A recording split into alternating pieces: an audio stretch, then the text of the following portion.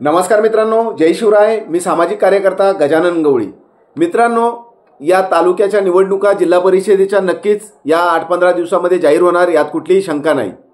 त्यासाठी अनेक बलाढ्य असे उमेदवार रिंगणात उतरलेले आहे. आपल्या चिंचोली लिंबाजी जिल्हा परिषद सर्कल अंतर्गत अनेक पैशावाले लोकसुद्धा या निवडणुकीमध्ये पैसा म्हणून उतरलेले आहे.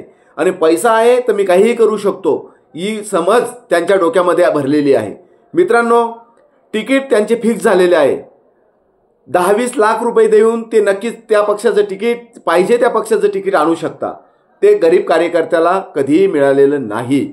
आजपर्यंत कुठेही जा तुम्ही, गरीब कार्यकर्त्याला तिकीट कधीही मिळत नाही. कार्यकर्ता इमानदार जरी असला तरी गरीब कार्यकर्त्याला तिकीट मिळत नाही. ज्याच्याकडे पैसा उपलब्ध आहे, 10-20 लाख रुपये तो पैसा देऊ शकतो, अशाच व्यक्तीला पक्ष तिकीट देते. आणि निवडून यायचं असेल तर त्याच्याकडे 5-50 लाख कोटी असे पैसे उपलब्ध आहे का, अशाच व्यक्तीला पक्षसुद्धा तिकीट देतो. कारण की तो खर्च केल्याशिवाय निवडून येत नाही अशी धारणा आजपर्यंत झालेली आहे. आणि अनेक जणांनी पैसेसुद्धा दिले आणि ते तिकीटसुद्धा मिळालेलं आहे असंच तुम्ही समजा, फक्त नाव जाहीर नाही. म्हणून आपणास मी विनंती करतोय मित्रांनो, गरीबाला जर कामाची गरज असेल, काम करण्याची सुद्धा करून घेण्याची सुद्धा गरज असेल तर तुम्हाला कामाचा माणूस शोधावा लागेल. येईल तुमच्या समोर, नुसता रामराम करेल, मी याचा नातेवाईक आहे, मी तुमचा नातेवाईक आहे. मग या 10-20 वर्ष तुमचे नातेवाईक गेले कुठे होते? आता नातेवाईक सगळी ओळख ते तुम्हाला दाखवतील. मग 10-20 वर्ष ज्यावेळेस ते सत्तेवर होते त्यावेळेस नातेवाईकासाठी या उमेदवारांनी काय केलं, हा प्रश्न तुम्ही त्यांना विचारू शकत नाही का? त्यांनी जर तुमच्यासाठी काही काम केलं असेल, नक्कीच त्यालाच मतदान करा, माझं काही म्हणणं नाही. परंतु त्यांनी जर काम केलं नसेल, संधी दिल्यावर सुद्धा जर त्याला काम देऊन सुद्धा येत नसेल आणि किंवा ते काम त्यांनी केलं नसेल तर त्यांना मतदान करून काय उपयोग होणार? तर आपण कुठेतरी पाप करतोय, त्यांना मतदान करतोय आणि तो फक्त तिकडे फिरतोय, गावात येत नाही किंवा चांगले कोणा प्रशासनाचे कोणतेही प्रश्न ते कधीही सोडवत नाही, सामान्य जनतेच्या कधी कामात येत नाही. अशा माणसाला निवडून देणं म्हणजे पाप करणं असं असेल. मित्रांनो, मी तुम्हाला कळकळीची विनंती करतोय, तुमच्याकडे हात जोडणारा माणूस म्हणजे हात आज का जोडतोय? का पाहुणे मंडळीचं नाव सांगतोय, मी तुमचा पाहुणा आहे, मी तुमचा मित्र आहे, मी मित्राचा मित्र आहे, हे आज का सांगतोय? 10 वर्ष गेले कुठे होते? म्हणून आपणास मी विनंती करतोय मित्रांनो, की एक चांगला सुशिक्षित त्या कामाची कुठेतरी त्याला जाण असलेला, ते काम त्याला येत असणारा असा व्यक्ती तुम्हाला निवडायला हरकत नाही. या अगोदर मी अनेक वेळेस माझे मेसेज कामाचे जे स्वरूप आहे ते तुमच्यासमोर मी कधीही सादर केलेलं आहे.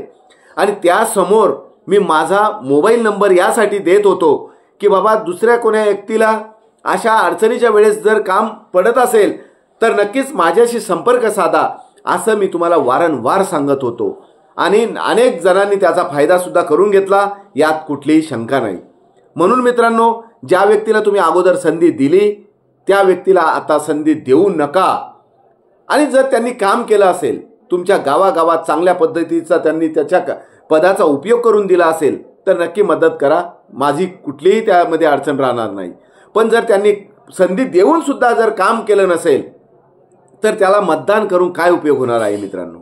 म्हणून मी आपणास कळकळीची विनंती करतोय, मला प्रशासनाच्या सगळ्या अडचणी जवळपास माहिती आहे आणि मी त्या करू शकतो हेही मला माहिती आहे. मी वेळ ही देऊ शकतो हेही मला माहिती आहे. म्हणून मी तीनदा तुम्हाला हेच सांगतोय की माझी जेही काही निशाणी असेल ती नंतर तुम्हाला कळेलच. पण यावेळेस ठाम विचार करून ठेवा की कोणत्याही माणसाला या वेळेस मतदान करायचं नाही गजानन गवळीशिवाय. याचं कारण एकमेव असं आहे, मी पक्ष म्हणून नाही तर तुमचं काम हे माणूस म्हणून करेल. आणि माणूस कोणत्या पक्षाचा, कोणत्या जातीचा, कोणत्या धर्माचा असूच शकत नाही. माणूस हा माणूस असतो. म्हणून त्या माणसाचं आणि अडचणीत सापडलेल्या माणसाचं काम मी करायला तयार आहे. ते काम फक्त एक वेळेस माझ्या हातात देऊन बघा. नक्कीच मी चांगल्या पद्धतीने जर ते काम केलं नाही तर तुम्हाला नक्कीच मी सांगितलेलेच आहे मला काय करा म्हणून. म्हणून आपणास विनंती करतोय की एक वेळेस संधी द्या, त्याचे 1000 पटीनं फायदे मी केल्याशिवाय राहणार नाही. म्हणून आपणास विनंती आहे, रामराम श्यामश्याम करणाऱ्याला म्हणजे किंवा हात जोडणाऱ्याला किंवा पैसे देणाऱ्याला यावेळेस थारा देऊ नका. त्यांना प्रश्न जरूर विचारा, या अगोदर तुम्ही होते कुठे, आता वेळेवर चालले कुठे, तर त्याला कुठेतरी किंमत राहील. अन्यथा तुमचे मतदान अशाच पद्धतीनं चोरीला जाईल आणि तुम्हाला आहे ते दिवस परत तेच पाहायला मिळेल. तुम्हाला कोणत्या ऑफिसमध्ये किंमत राहणार नाही, तुम्ही पुन्हा त्याच अडचणीत राहणार, तुम्हाला पुन्हा फेरचे पैसेच द्यावं लागणार, तुम्हाला ज्या ज्या अधिकाऱ्याला पैसेच देऊन काम करावं लागणार, यात कुठलीही शंका उरणार नाही. जर गजानन गवळीला निवडून दिलं तर या सगळ्या गोष्टी बंद करून चांगल्या पद्धतीचं काम आपण करू, यात कुठलीही शंका नाही. धन्यवाद.